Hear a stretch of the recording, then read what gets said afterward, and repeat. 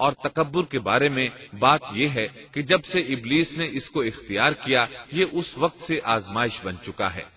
اللہ تعالیٰ سورہ حامیم السجدہ آیت 15 میں فرماتے ہیں، فَأَمَّا عَادٌ فَاسْتَكْبَرُوا فِي الْأَرْضِ بِغَيْرِ الْحَقِّ وَقَالُوا مَنْ أَشَدُّ مِنَّا قُوَّةً أَوَلَمْ يَرَوْا أَنَّ اللَّهَ الَّذِي خَلَقَهُمْ هُوَ أَشَدُّ مِنْهُمْ قُوَّةً۔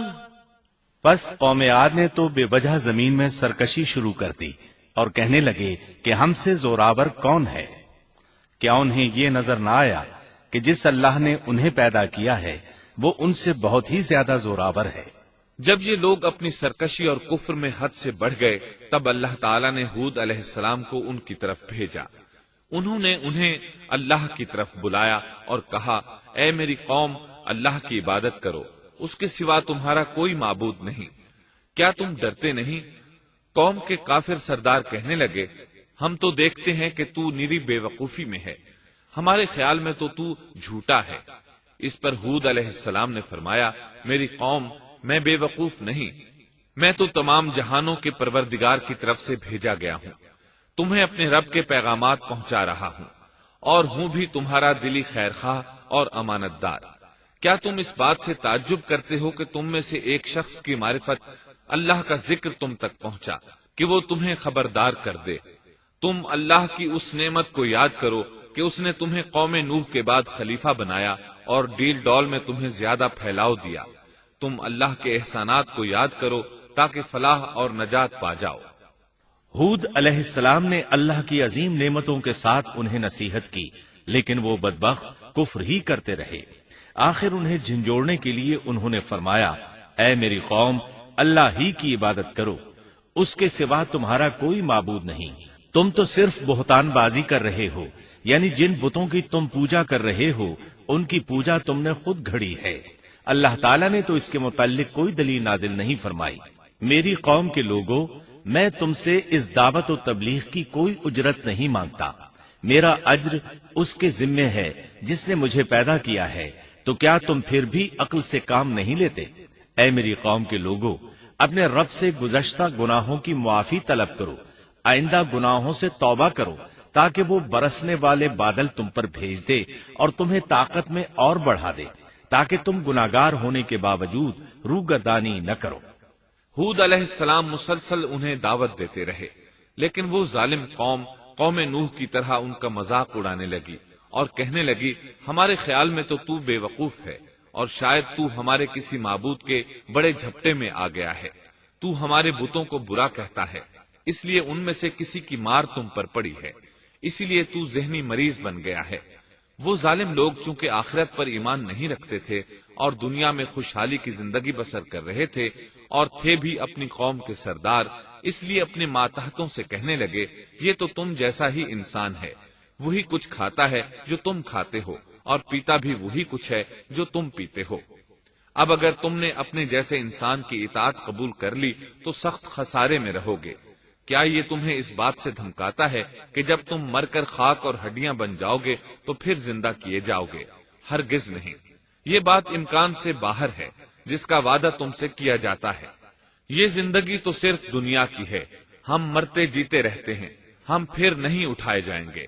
یہ تو وہ شخص ہے جس نے اللہ پر جھوٹ باندھا ہے، ہم اس پر یقین کرنے والے نہیں۔ ہود علیہ السلام انہیں دعوت دیتے رہے یہاں تک کہ ان کی قوم نے واضح طور پر کہہ دیا کہ آپ ہمیں واز سنائیں یا نہ سنائیں، ہم تو اپنی روش نہیں چھوڑیں گے، یہ تو پرانے لوگوں کا دین ہے۔ اس طرح قوم انہیں مسلسل جھٹلاتی ہی رہی۔ آخر ہود علیہ السلام نے بھی انہیں کھلم کھلا دھمکی دی اور فرمایا، لوگوں سنو، میں صرف تمہیں ہی نہیں اللہ کو بھی گواہ بنا کر اعلان کرتا ہوں کہ اللہ کے سوا جس کی عبادت ہو رہی ہے میں ان سب سے بری طرح بیزار ہوں۔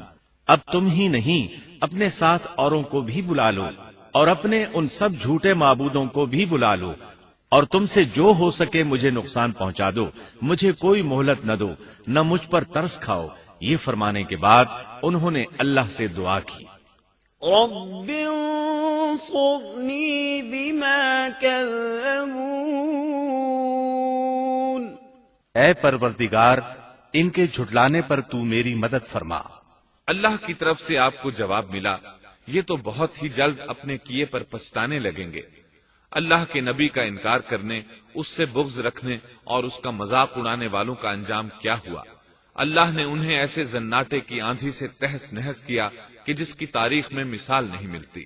اللہ نے ان سے بارش روک لی، اس سے خشک سالی کی کیفیت پیدا ہو گئی، درخت اور پھل ختم ہو گئے، وہ لوگ بارش کی خواہش کرنے لگے. اسی حالت میں ایک دن اللہ نے انہیں عذاب دینے کا ارادہ فرمایا. انہوں نے دیکھا ایک سیاہ بادل ان کی طرف بڑھ رہا ہے، خوشی سے اچھلنے لگے، کہنے لگے یہ بادل ہم پر برسنے والا ہے، جبکہ ان کا خیال غلط تھا. دراصل ابر کی صورت میں یہ وہ قہر الہی تھا جس کے آنے کی وہ جلدی مچا رہے تھے. وہ عذاب ان کی بستیوں کی تمام چیزوں، پھلوں، خیموں، درختوں کو تہس نہس کرتا ہوا آیا. اسے اللہ کا یہی حکم تھا. آندھی اس قدر زبردست تھی کہ پہاڑوں پر ان کے تعمیر کردہ محلوں تک کو اڑا لے گئی. مجرموں کا یہی بدلہ ہے. اللہ تعالی سورۃ الزاریات آیت 41 اور 42 میں فرماتے ہیں، وَفِي عَادٍ إِذْ أَرْسَلْنَا عَلَيْهِمُ الرِّيحَ الْعَقِيمَ مَا تَذَرُ مِن شَيْءٍ أَتَتْ عَلَيْهِ إِلَّا جَعَلَتْهُ كَالرَّمِيمِ. اسی طرح عادیوں میں بھی ہماری طرف سے تنبیہ ہے. جبکہ ہم نے ان پر خیر و برکت سے خالی آندھی بھیجی، وہ جس جس چیز پر گرتی تھی اسے بوسیدہ ہڈی کی طرح چورا چورا کر دیتی تھی. اس آندھی نے ہر چیز کو فنا کر کے رکھ دیا. اللہ تعالیٰ ان کی تباہی ایک جگہ ان الفاظ میں بیان کرتے ہیں، قوم عاد نے بھی جھٹلایا، پس کیسا ہوا میرا عذاب اور میری ڈرانے والی باتیں.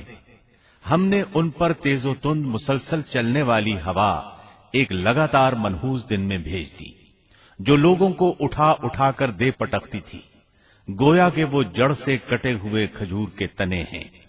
پس کیسی رہی میری سزا اور میرا ڈرانا.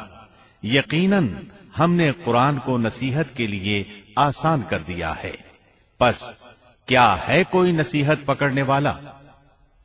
ایک تیسرے مقام پر اللہ نے ان کی ذلت اور رسوائی کا ذکر یوں کیا ہے، قوم عاد بے حد تند اور تیز ہوا سے غارت کر دی گئی. وہ ہوا ان پر برابر لگاتار 7 رات اور 8 دن تک اللہ کے حکم سے چلتی رہی. آپ وہاں ہوتے تو دیکھتے کہ وہاں لوگ یوں چاروں شانوں چت گرے پڑے ہیں جیسے وہ کھجوروں کے کھوکھلے تنے ہوں. کیا ان میں سے کوئی بھی آپ کو باقی نظر آ رہا ہے؟ ہود علیہ السلام کو اللہ تعالیٰ نے اپنی رحمت سے نجات دی. باقی تمام جگہوں پر تباہی تھی، لیکن جس جگہ ہود علیہ السلام اور ان کے ساتھی تھے اس طرف یہ ہوا پھٹکی بھی نہیں. کہا جاتا ہے کہ ایک باڑ تھی جس میں ہود علیہ السلام، حیوانات، چوپائے اور ان پر ایمان لانے والے تھے، اور آندھی نے ہر چیز کو فنا کر ڈالا. اللہ تعالیٰ سورہ آراف آیت 72 میں فرماتے ہیں، فَأَنجَيْنَاهُ وَالَّذِينَ مَعَهُ بِرَحْمَةٍ مِّنَّا وَقَطَعْنَا دَابِرَ الَّذِينَ كَذَّبُوا بِآيَاتِنَا وَمَا كَانُوا مُؤْمِنِينَ. غرض ہم نے انہیں اور ان کے ساتھیوں کو اپنی رحمت سے بچا لیا اور ان لوگوں کی جڑ کاٹ دی جنہوں نے ہماری آیتوں کو جھٹلایا تھا اور وہ ایمان لانے والے نہ تھے. اسی طرح سورہ ہود میں اللہ فرماتے ہیں، جب ہمارا حکم آ پہنچا تو ہم نے ہود کو اور ان کے ساتھیوں کو اپنی خاص رحمت سے نجات دی. ہم نے ان سب کو سخت عذاب سے صاف بچا لیا. یہ تھے قوم عاد کے لوگ جنہوں نے اپنے رب کی آیتوں کا انکار کیا اور اس کے رسولوں کی نافرمانی کی، اور ہر ایک سرکش نافرمان کے حکم کو مانا. دنیا میں بھی ان پر لعنت لگا دی گئی اور قیامت کے دن بھی. دیکھ لو، قوم عاد نے اپنے رب سے کفر کیا، ہود کی قوم عاد پر لعنت ہو. اس طرح قوم عاد تباہ ہو گئی. ان کے بعد مومنوں نے ان کے باقی بچ جانے والے مکانات پر قبضہ کر لیا اور وہاں رہنے لگے. پھر ہود علیہ السلام نے حضرہ موت میں وفات پائی. اب ہم آتے ہیں سیدنا صالح علیہ السلام کے قصے کی طرف۔